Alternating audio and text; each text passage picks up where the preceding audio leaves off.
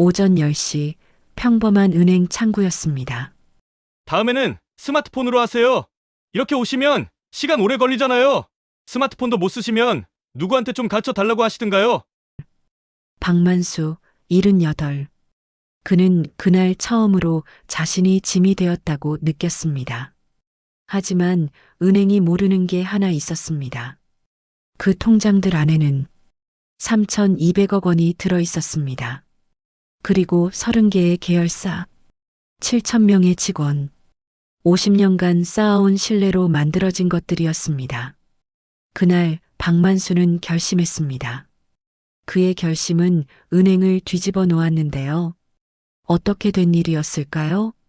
정감마루에서 함께 들어보시겠습니다. 오후 2시 골목 안쪽 국밥집입니다.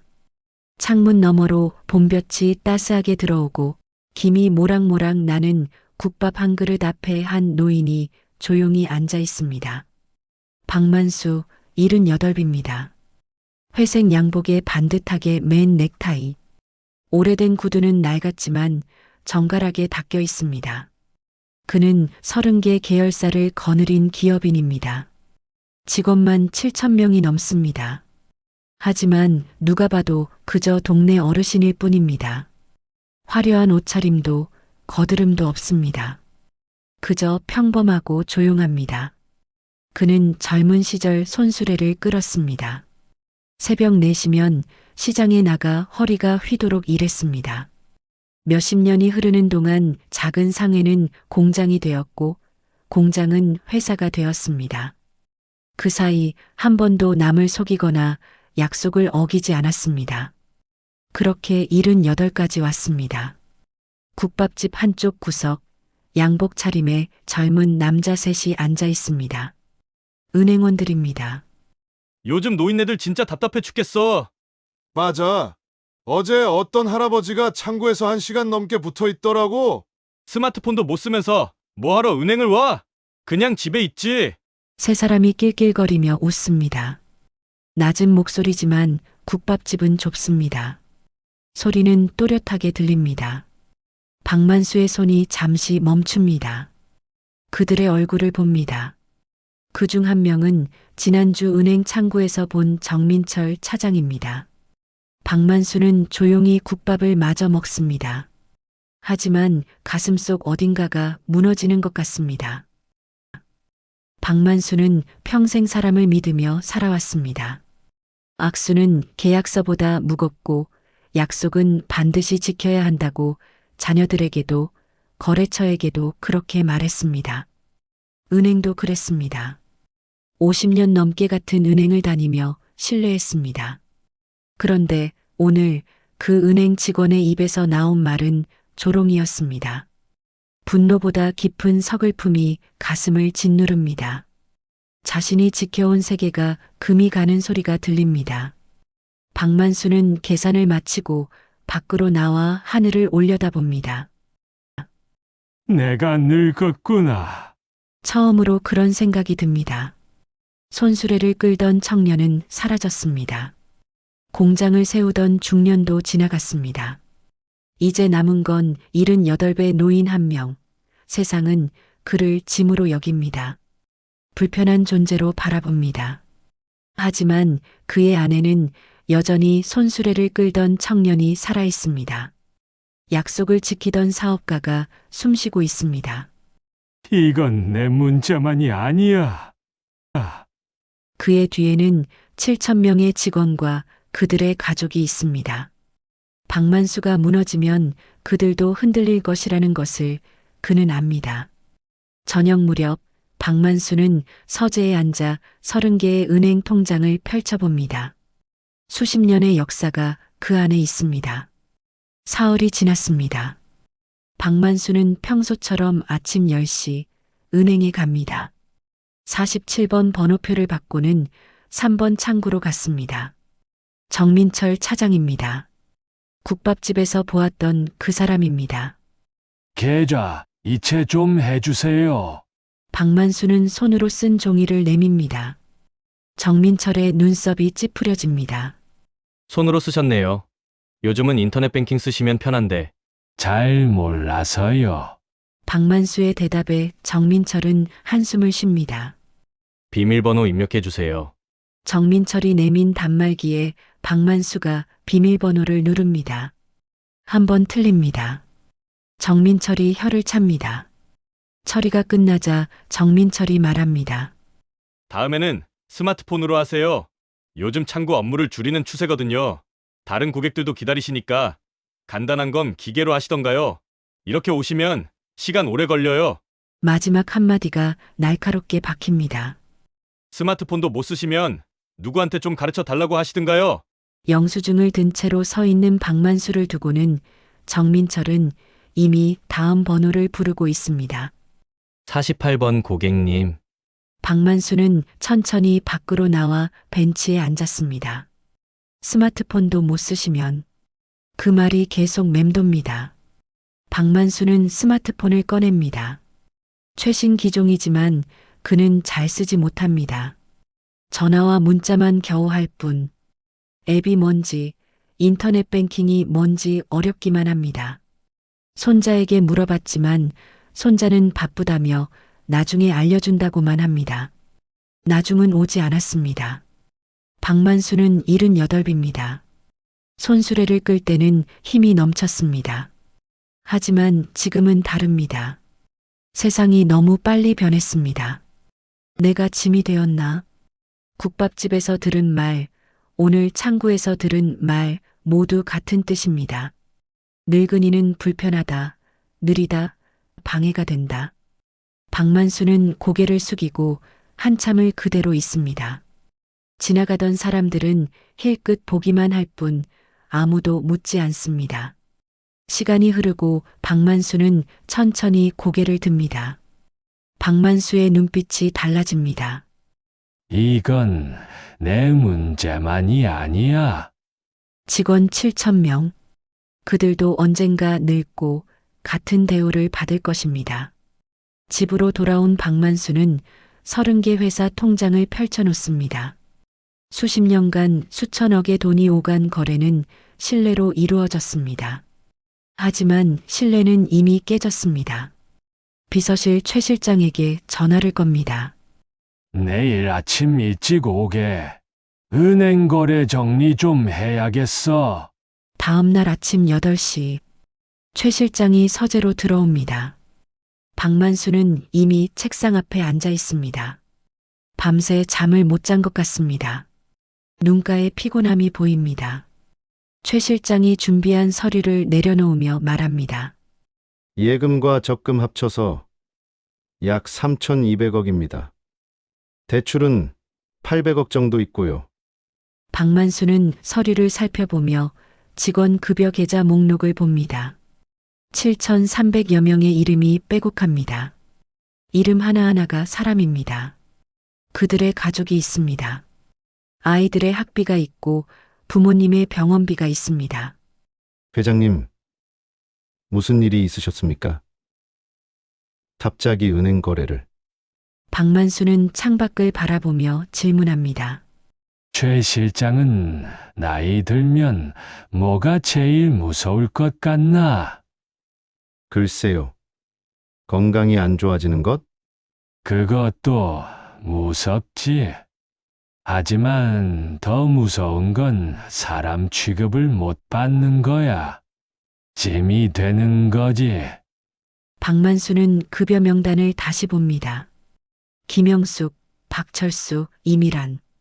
이름들이 지나갑니다. 이 사람들도 다 늙어. 10년 후, 20년 후면 다 내 나이가 돼. 그때도 똑같은 대우를 받을 거야. 은행에서도, 병원에서도, 관공서에서도. 박만수의 목소리가 낮아집니다. 내가 참으면 끝이 아니야. 이건 모두의 문제라고. 최 실장은 천천히 고개를 끄덕입니다. 무슨 일이 있었는지 대충 짐작이 갑니다. 하지만 50년 넘게 거래한 은행입니다. 다른 은행으로 옮기면 신용도 그렇고 금리 조건도 달라질 수 있습니다. 자칫하면 회사 전체가 흔들리지. 박만수가 말을 이어봤습니다. 그것도 알아. 내가 감정적으로 움직이면 피해는 회사가 보는 거지. 침묵이 흐릅니다. 박만수는 30년 전 공장 준공식 사진을 봅니다. 젊은 박만수가 헬멧을 쓰고 작업복을 입고 땀을 흘리며 웃고 있습니다. 그때는 젊었습니다. 힘이 넘쳤습니다. 세상이 무섭지 않았습니다. 하지만 지금도 다르지 않습니다. 여전히 그에게는 책임이 있습니다. 7천 명의 밥상을 지켜야 합니다. 박만수는 몸을 돌립니다. 이건 노인이 참느냐 마느냐의 문제가 아니야. 사람을 어떻게 대하느냐의 문제지. 은행에 전달하게 본점 부행장한테 정식으로 만나자고. 그러면 진짜로 거래를 끊으시겠다는 겁니까? 아직 결정한 건 아니야. 하지만 이대로 넘어갈 수는 없어. 말은 해야지. 부행장이 만나줄까요? 최 실장이 놀란 표정으로 묻습니다. 3천억이 움직이는데 안 만나주면 그게 더 이상하지. 박만수가 쓴 웃음을 짓습니다. 최 실장이 나가고 박만수는 다시 펜을 들고 수첩에 무언가를 적기 시작합니다. 사흘 후 오후 2시 은행 본점 12층 회의실입니다. 부행장과 임원들 그리고 박만수와 최 실장이 마주 앉아 있습니다. 공손한 말투이지만 긴장한 얼굴의 부행장이 먼저 입을 엽니다. 회장님, 혹시 거래 조건에 불편하신 점이 있으십니까? 말씀하시면 저희가. 조건은 괜찮아. 문제는 다른 데 있지. 박만수는 수첩을 꺼냅니다. 지난주 목요일 지점 3번 창구에서 있었던 일이네. 그날 담당 직원이 정민철 차장이었지. 불러오게. 5분쯤 지나고는 정민철이 들어옵니다. 얼굴이 하얗게 질려 있습니다. 박만수를 보자 눈이 커집니다. 자네 직원이 나한테 이렇게 말했네. 박만수가 수첩을 읽습니다. 스마트폰도 못 쓰시면 누구한테 좀 가르쳐 달라고 하시든가요. 다른 고객들도 기다리시니까. 한마디 한마디가 무겁게 떨어집니다. 그리고 그 전 주에는 국밥집에서 이런 얘기를 하더군. 요즘 노인네들 진짜 답답해 죽겠어. 스마트폰도 못 쓰면서 뭐 하러 은행을 와. 정민철이 고개를 푹 숙입니다. 박만수는 수첩을 덮고는 말합니다. 자네들은 이게 그냥 불편한 손님 하나의 문제라고 생각하겠지. 하지만 난 50년 넘게 이 은행을 믿고 거래했네. 7,000명 직원들 월급도 회사 운영자금도 다 여기 있어. 박만수의 목소리가 조금 높아집니다. 그 숫자 뒤에는 사람들이 있어. 밥상이 있고, 아이들 학비가 있고, 부모님 병원비가 있지. 근데 자네 직원은 그 숫자를 맡긴 사람을 짐이라고 생각해. 내가 느리고 서툴고 불편할 수는 있어. 하지만 그게 무시받아야 할 이유는 아니야. 정민철이 떨리는 목소리로 말합니다. 죄송합니다. 박만수가 말을 자릅니다. 나한테 사과할 문제가 아니네. 나 같은 고객이 얼마나 더 있을까? 매일 창구에서 눈치 보고 서두르고 미안해하는 사람들 말이야. 부행장이 입을 엽니다. 회장님, 정말 죄송합니다. 저희가 직원 교육을 소홀히 했. 교육으로 될 문제가 아니야. 태도의 문제지. 사람을 대하는 마음가짐 문제라고. 박만수가 고개를 저으며 최 실장을 바라봅니다. 최 실장이 서류 묶음을 꺼냅니다. 30개 회사 계좌 해지 신청서네. 다 작성해 왔어. 부행장의 얼굴이 창백해집니다. 회장님, 그건 반년만 기다려보지. 반년 동안 자네 은행이 어떻게 바뀌는지 보겠네. 박만수가 말합니다. 분명히 바꾸겠습니다. 약속드립니다. 부행장이 허리를 숙입니다. 박만수는 자리에서 일어나며 마지막으로 말합니다. 사람이 먼저야. 숫자는 그 다음이지. 그걸 잊지 않으면 반년 후에 다시 얘기하세. 회의실에는 침묵만 남습니다. 부행장은 정민철을 바라보지만 정민철은 고개를 들지 못합니다. 지금부터 비상이다. 전 지점에 공문 돌려 고객 응대 매뉴얼 전면 재검토해. 특히 고령 고객 관련해서 50년 거래 고객을 잃을 뻔했어. 아니, 이미 잃은 거나 마찬가지야. 다시 신뢰를 얻지 못하면 말을 잇지 못합니다. 하지만 모두가 압니다. 3천억이 떠나는 것. 그것은 단순히 돈의 문제가 아닙니다. 50년 신뢰의 붕괴입니다. 반년이 지났습니다. 박만수는 다시 은행에 갑니다. 분위기가 달라졌습니다. 입구에 안내 직원이 미소를 지으며 인사합니다. 3번 창구 위엔 어르신 우대 창구라는 표지판이 보입니다. 돋보기가 놓여져 있습니다. 의자도 편해 보입니다. 김소연 대리가 일어서서 인사합니다. 어르신, 앉으세요. 편하게 하시면 됩니다. 목소리가 부드럽습니다. 서두르지 않습니다. 계좌번호 여기 적어주시겠어요? 글씨가 잘 안 보이시면 제가 대신 적어드릴 수도 있어요. 박만수가 천천히 적습니다. 김소연 대리는 재촉하지 않고 기다릴 뿐입니다. 비밀번호 입력해 주세요. 천천히 하셔도 됩니다. 박만수가 비밀번호를 누릅니다. 이번에는 틀리지 않습니다. 잘하셨어요. 이제 거의 다 됐어요. 처리가 끝났습니다. 저희 은행 이용해 주셔서 감사합니다. 다음에 또 오세요. 진심이 담긴 목소리입니다. 고맙습니다. 은행에서 나온 박만수는 벤치에 앉습니다. 반년 전 이 자리에서 울적했던 그 벤치입니다. 많은 것이 변했습니다. 은행은 고령자 우대 창구를 만들고 전 직원을 재교육했습니다. 고객 만족도 조사를 시작했고 불친절 신고 시스템을 만들었습니다.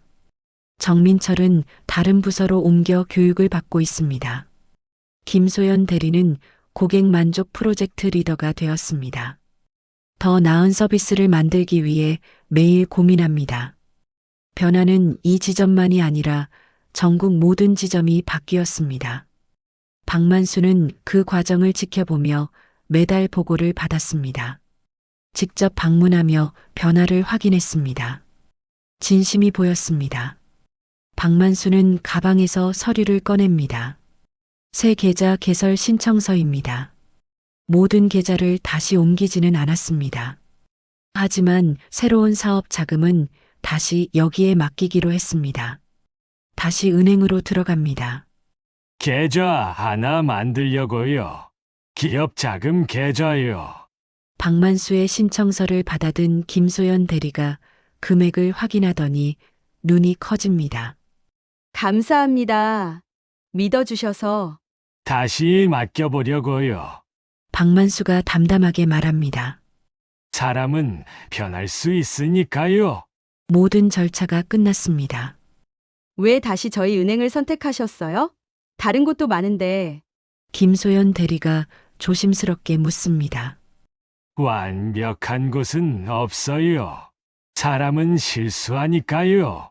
중요한 건 그 다음이지. 실수를 인정하고 바꾸려고 애쓰는 모습, 그걸 봤어요. 지난 반년 동안. 김소연 대리의 눈이 촉촉해집니다. 저희가 더 잘하겠습니다. 약속드려요.